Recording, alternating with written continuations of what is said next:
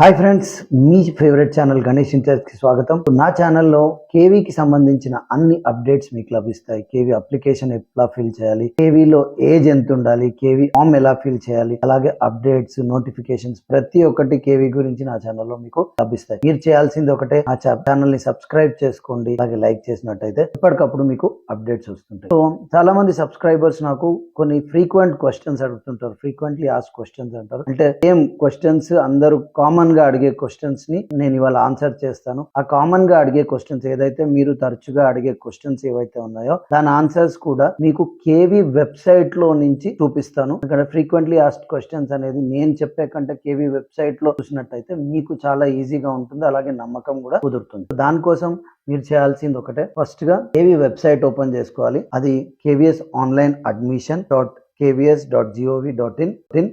Okay, so ఈ website ని open చేసుకోగానే మీకు కింద స్క్రోల్ చేసినట్టయితే ఇక్కడ FAQs ఉంటాయి. FAQs ఫ్రీక్వెంట్లీ ఆస్క్డ్ క్వశ్చన్స్ అంటే మీరు తరచుగా అడిగే క్వశ్చన్స్, దానికి సమాధానాలు. కేవీ వాళ్ళు ఏమంటున్నారో మీకు ఇక్కడ కేటగిరీస్ ఉన్నాయి. జనరల్ క్వశ్చన్స్, రిజిస్ట్రేషన్ గురించి సంబంధించిన క్వశ్చన్స్, అప్లికేషన్ ఫామ్, డాక్యుమెంట్. దీనికి సంబంధించి ఏ క్వశ్చన్ అయినా మీరు ఇక్కడ అడగవచ్చు. సో ఇక్కడ చూడొచ్చు, జనరల్ క్వశ్చన్స్ లో ఒక 3, 4, 5, 6, 7, 8, 9, 10, 11 క్వశ్చన్స్ అయితే ఉన్నాయి.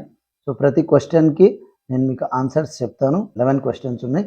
సో ఫస్ట్ క్వశ్చన్ వచ్చేసి, how do I use this website to fill application form?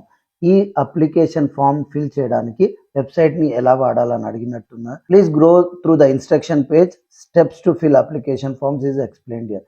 Instruction page ఏదైతే ఉందో ఇక్కడ మీకు కేవీఎస్ ఆన్లైన్ అడ్మిషన్ అప్లికేషన్ లో ఉంటుంది. దాన్ని మీరు ఇన్స్ట్రక్షన్ పేజ్ ని చూసినట్టయితే ప్రతి ఒక్కరికి అప్లికేషన్ ఎలా ఫిల్ చేయాలో తెలిసిపోతుంది. Okay, second question, which class is the online registration applicable for?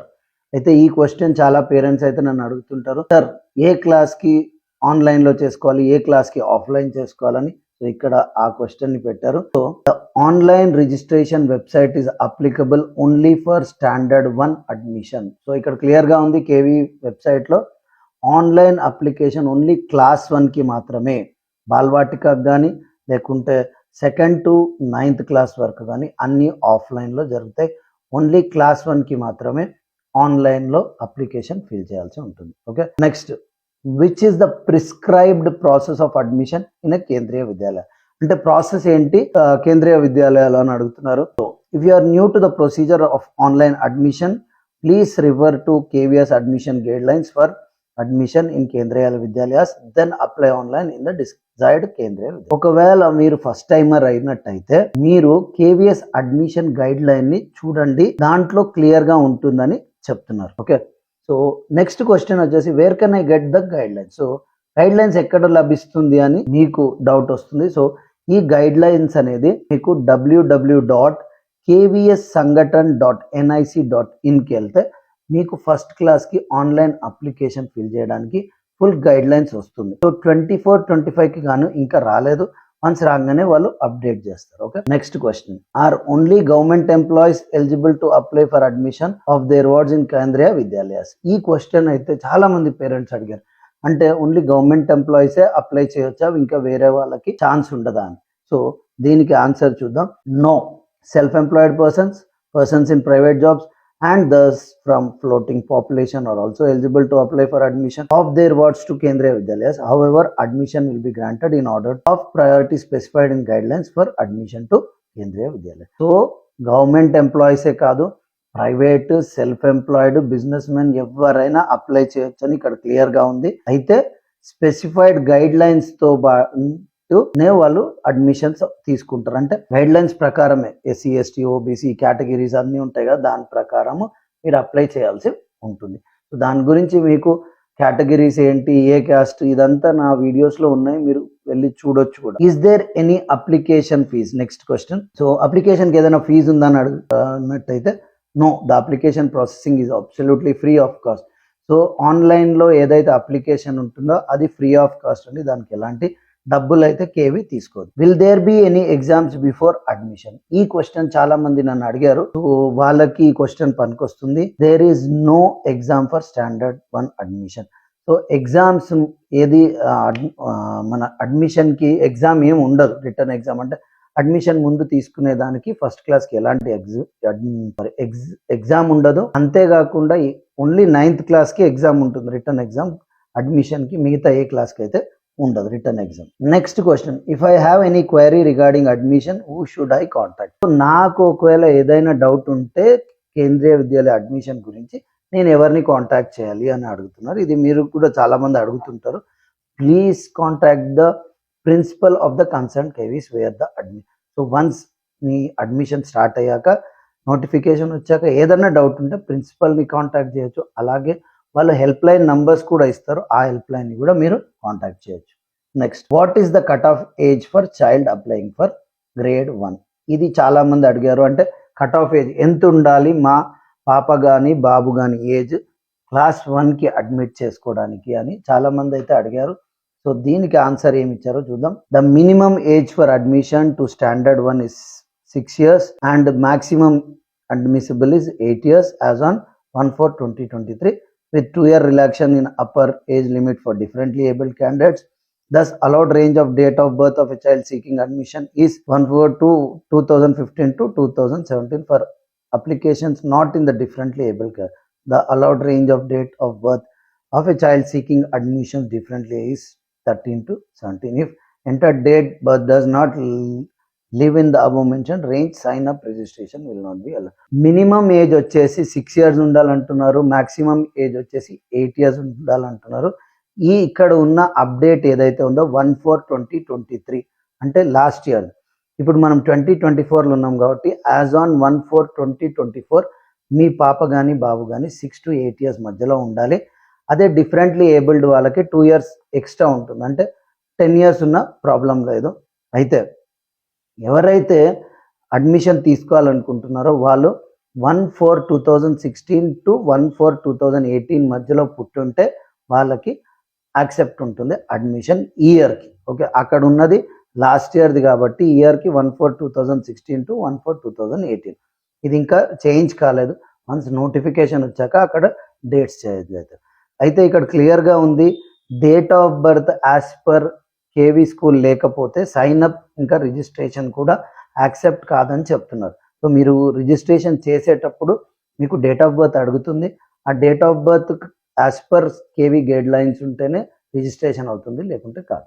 Okay, so చాలా మంది షిఫ్ట్స్ గురించి అడుగుతుంటారు. What are the timings of shift for 1 and 2 అంటే shift 1 will be morning and shift 2 in the afternoon for more deployed KV RO help line during the working.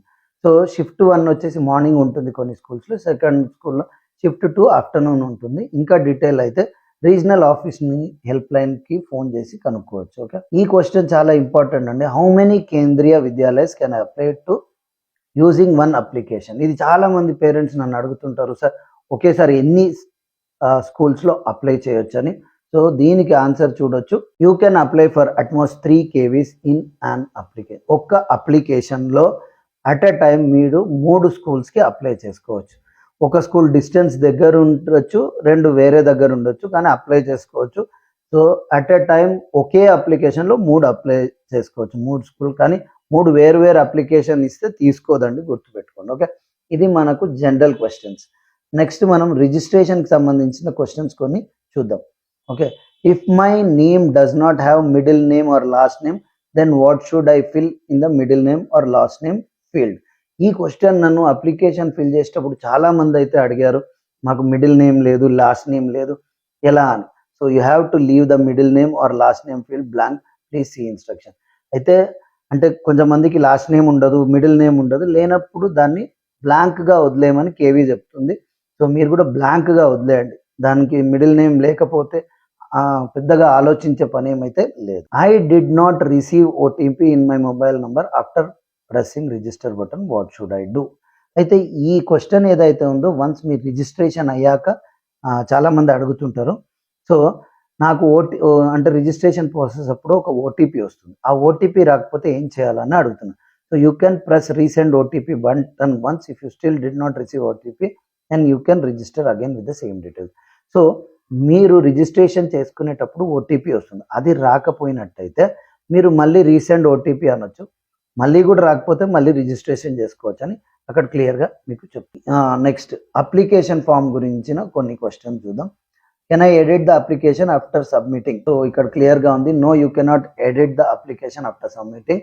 However submitted application can be cancelled and refilled again before the last date of submission.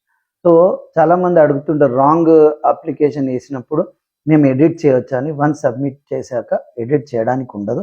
అయితే మీరు మొత్తానికి cancel చేసి చేయొచ్చు, అది కూడా last date బిఫోరే చేయాల్సి వస్తుంది. Who should I contact in case of any queries related to filling application form? Application fill చేసేటప్పుడు ఎవరిని కాంటాక్ట్ కావాలంటే హెల్ప్ డెస్క్ని కాంటాక్ట్ కావచ్చు. అంతేకాకుండా అప్లికేషన్ ఎలా ఫిల్ చేయాలో ఒక డీటెయిల్డ్ వీడియో నా యూట్యూబ్లో ఉంది, అది కూడా మీరు ఫాలో కావచ్చు. Okay, can I check the application status in this portal?